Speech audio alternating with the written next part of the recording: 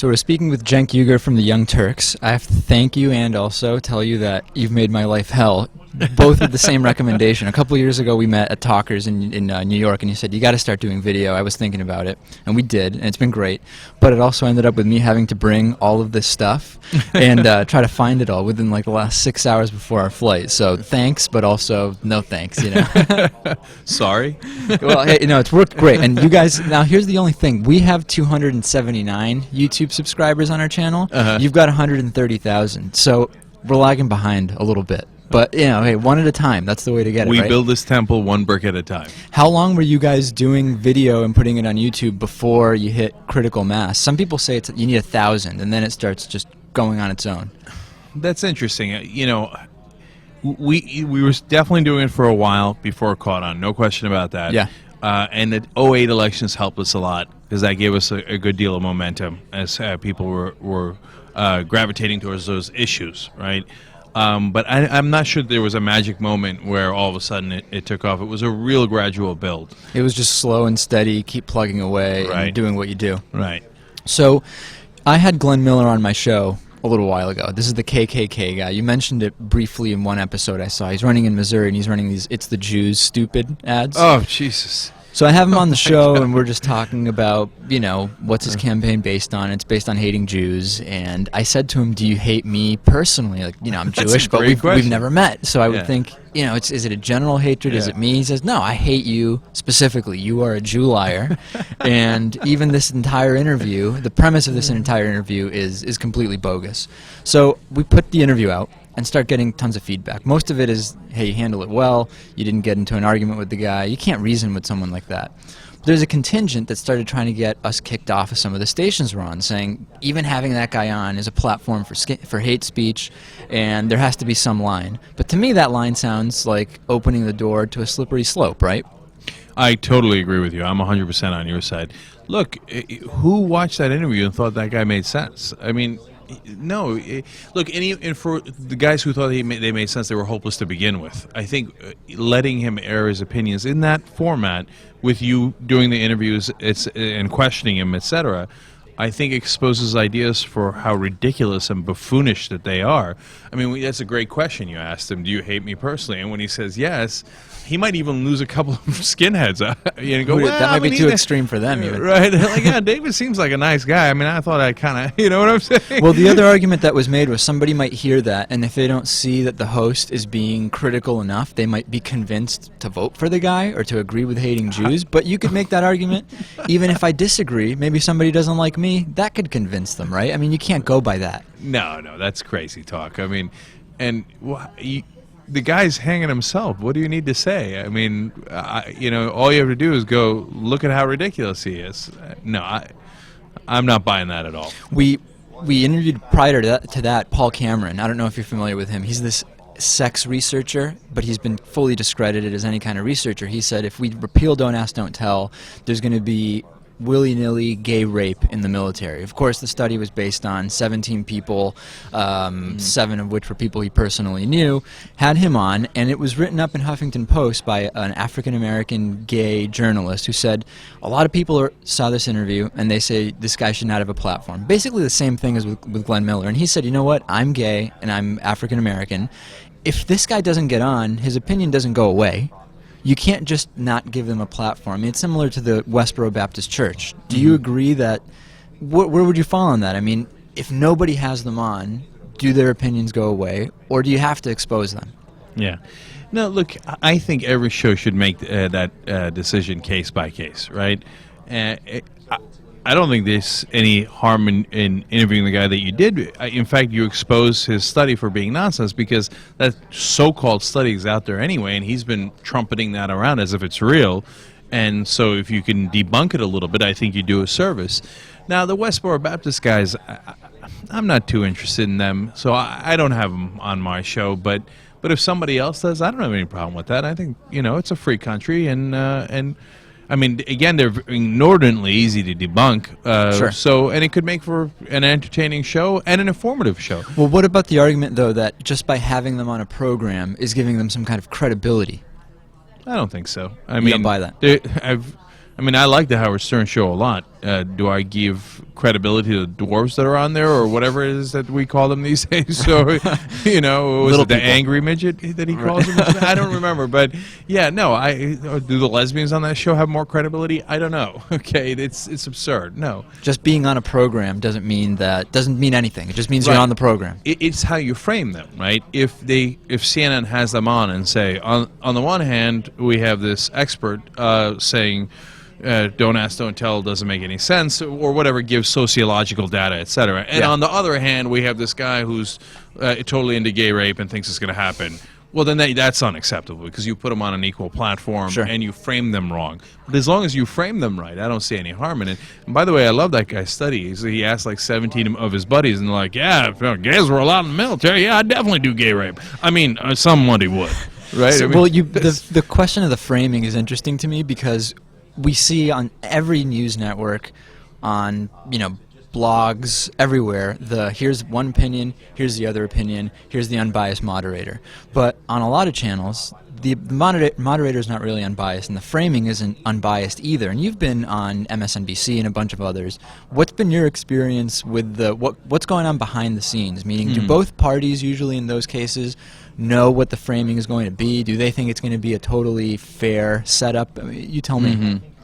I think people have a decent sense of where people are coming at it from. Like, I've been on Fox News a couple of times, and I was never under the delusion that it was going to be a fair debate, and I knew it was going to be 2 against 1. And is there a pre-interview that gives you a sense of what's going to happen, or you just basically show up and you know what to expect? Different shows handle things in different ways. Like, some shows will tell you what the topic is. I mean, they got to tell you what the topic is, otherwise, Yeah. why are you on? Right. Some will give you more detailed questions. And it just varies on the detail. But nobody will tell you, oh, by the way, I'm biased in this way, it's just so you know. Right? By the way, it's going to be framed up to make you look silly and give you, Right. 10% of the time that the other person gets. Right. And if you're on Fox News, that's exactly what you expect. If you're on CNN and MSNBC, you know it's going to be really quick, and that you better be ready to lay out your case. And I'll make a slight distinction between CNN and MSNBC. MSNBC is going to get framed, I think, fairly accurately. Those shows that I've been on CNN, it's going to get usually framed from the conventional wisdom approach in Washington, whatever conventional wisdom is At the time. At the time, and that's usually a right-wing position, not as right-wing as Fox News, but pretty right-wing. So, I expect You know what that. to expect, yeah. Yeah. When you're preparing for an interview, have you ever been asked by either a handler or the person you're going to be interviewing for the questions up front? When When you're going to do an I'm interview, doing yeah. the interview, has somebody asked me for the questions up front? In some subtle ways, some people have. If they say, "Hey, give me all of the questions," I Yeah. say, "Well, good luck to you," but that's not what's happening. Yeah. Right. But and I think it's fair if Is it fair? I mean, it's only happened to me a couple of times, and it's been with some guests I really, really wanted, right? I would have hated to lose them because they wanted every question up front. But I said no, it doesn't feel right. Right. No, if they ask you for all the questions up front, no, I don't think that makes sense. But if someone says, hey, look, you know what, I lost my kitty cat the other day and I'm just devastated by it, can you not bring that up? Sure. That's reasonable. Yeah, and it depends. If you're having him on to talk about kitty cats, then the answer is no. Sure. But if you're having him on to talk about healthcare and you go, oh, okay, you don't want to talk about your cat, okay, I can live with that, Yeah. because it's the context of that interview. I actually wrote an op-ed in a local paper in Massachusetts a couple weeks ago talking about handlers, and a lot of times when I'm asked to stay away from a certain topic, the principal, the person you're interviewing, number one, is not even aware that the interviewers are being asked to stay away from that. That's true. And number two, sometimes I'll make the call and I'll say, they've never been on my show. Worst comes to worst, they'll never come on again. I'm just going to go there anyway. How many times have you had to make that call? A lot. And what do you usually do? Well, or is it really one-on-one? You got to handle it case by case. Case by case. And look, it's enormously important for our show, as the ethos of our show, that we don't sell out for access, right? So if somebody says, here, ask me this question, or otherwise I won't come on, we're not going to agree to that deal, because that's not what we do. Right? Will you announce this person was going to come on, but they insisted on knowing the questions, so we said no? Again, depends on the context, but from time to time we've definitely done that. Yeah. Or if someone bails out on an interview because they found out we were actually going to ask them questions. That's Okay. happened too. Right. Oh, absolutely. Yeah. And then I might call them out on air on that. And to give you a rough example, Lou Yeah. Dobbs was on the show, and his handler had, said all these different things. But I think exactly like you said, I don't think Lou knew that. And then so I'm asking him questions, and the PR person got on the line in the middle of the interview. Okay. And I'm like, are you crazy? We're on air, right? And then Lou Dobbs got mad, and he's like, no, of course I'm going to answer the question. Right. And shooed them away. And So it's not uncommon that the interviewee is actually much more open to talking about stuff than their handler. oh, yeah, absolutely. And look, they're a little bit more on the spot, and even if they had told their handler earlier, if they're on air, they're more on the spot, to be honest. But I think, Yeah. in general, my experience is that they're earnestly more willing to answer questions than their PR people want them to. I've heard you talking on your show and also in some of the interviews you've done here about reaching out to the right-wingers, that eventually they'll come over to our side, so on and so forth. And when I hear that, I can only think to myself that it's like when Shirley Phelps Roper tells me that eventually the Jews will accept Jesus, and then they will. I won't go to hell, and all the others won't go to hell. I mean, it's a little hopeless, isn't it? No, I don't think so. It's not that bad? Okay, but you have to be very specific about it. Okay? Yeah. If you're hoping that you're going to get pro-life people to go, hey, you know what, I didn't really consider about a woman's liberty and that she should maybe control her own body. I'm going to change my mind. Right. That's tough. It can happen. Yeah. And it can happen case by case. But that's, in mass, is a little tough. Right? But I'm asking for something very specific, saying, hey, look, I know you don't like your politicians being bought, and I don't like it either, right? And I'm not saying you should agree with liberal positions or progressive positions. I want to have a real fair ideological battle with you. But right now we're not having that. What we're having instead is our politicians don't serve either one of us. They serve the corporate interests that have bought them. Can I eventually get a decent percentage of right-wingers to understand that and to join that fight? I think absolutely. You can, but there's going to be resistance if it's coming from someone on the left, right? Just on Yeah. principle. At least that's what I've bumped into. Oh, of course. They're going to distrust you, et cetera. But that's normal. I mean, if Sean Hannity came with a wonderful idea, we'd be concerned, Liberals too. are going right. to be hesitant. They're going to Right. be thinking, what's going on underneath this that is Right. causing that? Yeah. Exactly. But hopefully, if you do it for long enough and you explain it to them very, very clearly. And look, if Hannity came with an idea, he's not wrong 100% of the time. Broken clocks, right? Twice a day, Twice a day. as they say. At least. So I'd hear him out, and certain percentage will hear us out, and certain percentage won't, and I'll get the people who will, because I am on their side. I don't want their politicians bought by corporate interests and controlled by Washington and Wall Street. Sure. I want to have an honest debate. When you think about the Tea Party, I know that you get into a lot of rants about the Tea Party. I get into a lot of rants about the Tea Party. I think that the Tea Party, the better the Tea Party does, the more it will help progressive candidates, because they're taking away 8-1 or 9-1 Republican votes before they, compared to liberal votes. But that narrative, I'm not hearing it that much. Is there just something wrong about the narrative, or is there some reason that nobody's talking about it? Well, look, there's an upside and a downside to it. The upside, obviously, is if they enter into an election, into a general election, Right. They've done great damage to Republicans, right? Because they're going to siphon away votes. Yeah. The Democrats going to win. Probably best example is 23rd District in New York, where they lost a seat that That's had right. been held since the 1870s. Yeah. So it's a losing short-term strategy, no question about that, especially if they go into general elections. But or even in primaries, it's probably a losing strategy, because they're going to get a person who's more right-wing, right, and less able to appeal to centrists Once they get to the general once election. they get to yeah. the general election. Right. Generally speaking, although I think a lot of people, like in Utah, for example, will think, hey, you know what, this guy's more honest than the old guy, Bob Bennett, who was a total sellout, right? Yeah. And so it's a mixed bag. But here's what I'm concerned about, and why I think a lot of people are concerned about the Tea Party movement. They're pushing the Overton window to the right. Okay, Overton window, for those that don't know, is where you are in the spectrum, and it moves. That window moves within the spectrum. Cheney and Bush pushed that window all the way to the right. Obama has barely pushed it an inch back, right? So that's one of the reasons we're disgruntled with Obama. As he's doing that, the Tea Party guys keep pushing that window further and further to the right. So now Obama, who I think is a center-right politician, not even a center-left politician. Absolutely. Okay, if your window is between Obama, who's center-right, and the Tea Parties, who are insane right, well, that's a terrible window, and you see how the Tea Parties have helped the right-wingers move the window in their direction. It's interesting you mentioned the criticism of Obama, because on our show we've been pretty critical of him over the last couple months, and you have as well.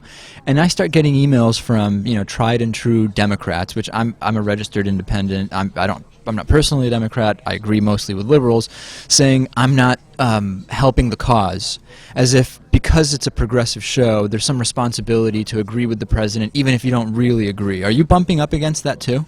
Yeah, I get it all the time. And I tell them there's plenty of other shows that'll kiss Obama's ass. Go find those. Right. Okay. No, we don't do a show that's pro-Democrat. They're not my uncles. Okay. I got no interest.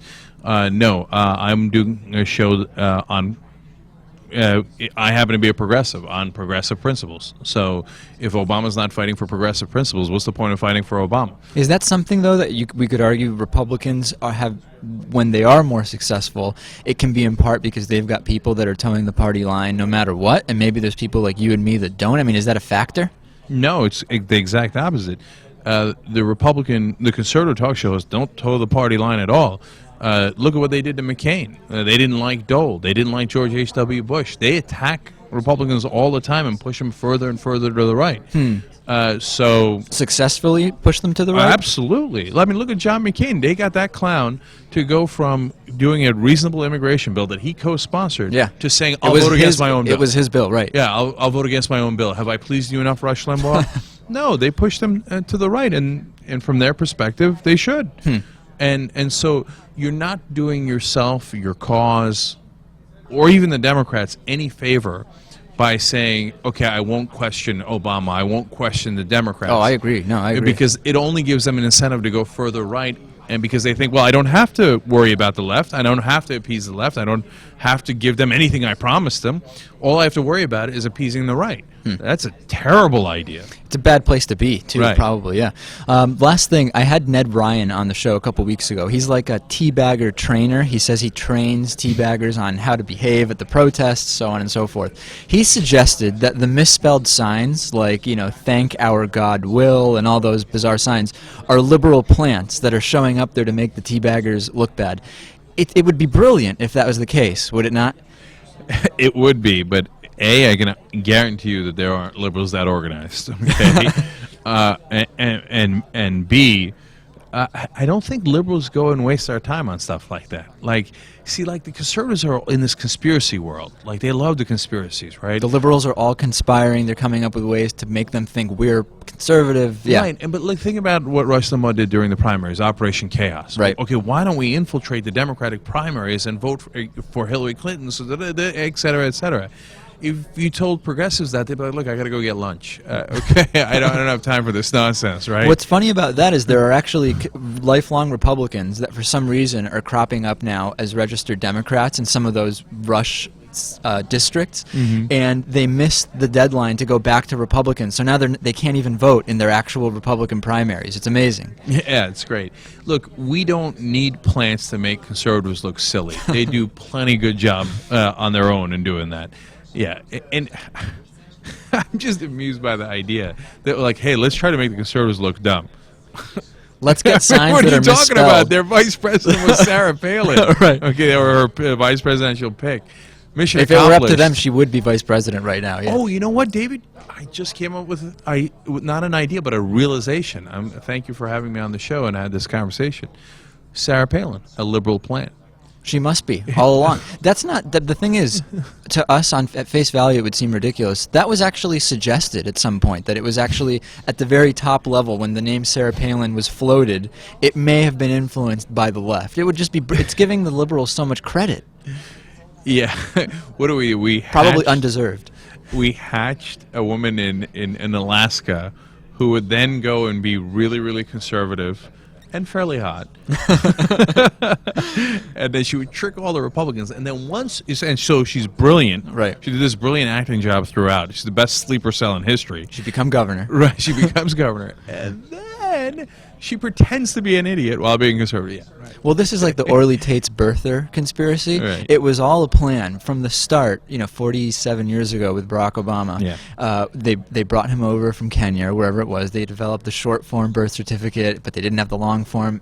All along, it was a conspiracy. It's so hard to believe. We had her on the show, and I asked her. So they planted newspaper announcements 47 years ago, knowing this kid who's being born now will president. one day become this half black, half white kid from, according to her, that was born in Indonesia, will obviously become president one day. So let's plant this stuff.